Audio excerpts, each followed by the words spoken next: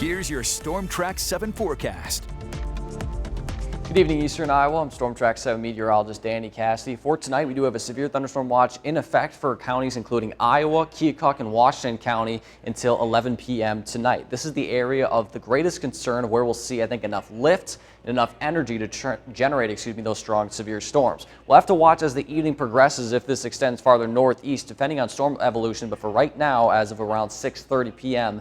Thursday evening, that is the main area of focus in the KWWL viewing area. Now, earlier today, the Storm Prediction Center, roughly 3 o'clock, issued that we might see a few tornadoes out of these storms. I think the chance is low, especially after sunset, but it's not zero.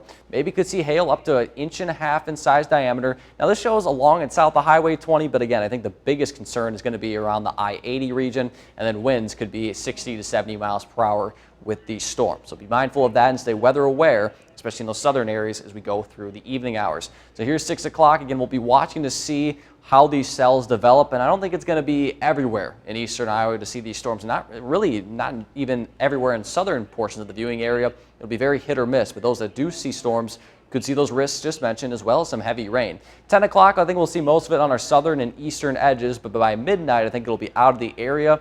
Then we'll have a quiet night tonight with mostly clear skies and an okay day for us on the way tomorrow. Overall tonight, low temperatures will be in the low to mid 60s, or excuse me, just the mid 60s in general. Winds will be light once those skies do clear out of the southwest, about 5 to 10 miles per hour. We'll pick things back up tomorrow morning at 7 a.m. You're going to notice maybe some fog, especially if those clouds clear, especially in those areas that did see rainfall.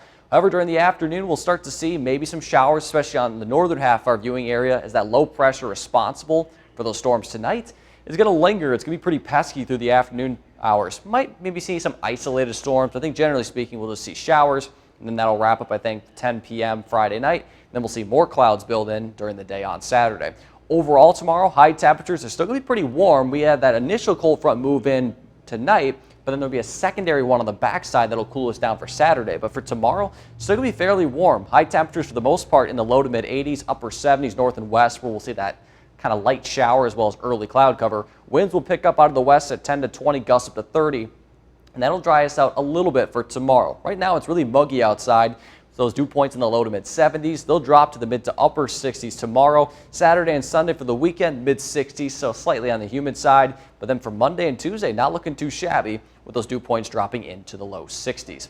Your city-by-city forecast for Waterloo, Dubuque, Cedar Rapids, and Iowa City. There might be a stray shower chance on Saturday. We'll have to watch for that, and not going to ruin any plans, but that low pressure, again, is really going to be stubborn. I think we'll have partly to mostly cloudy skies on Saturday. Sunday, we should see a little bit more sunshine to wrap up the weekend. And as we extend further into next week, things are looking pretty nice and seasonal. Highs are in the low to mid 80s. And besides maybe an isolated storm chance on Wednesday, looking fairly dry as we head through the rest of August.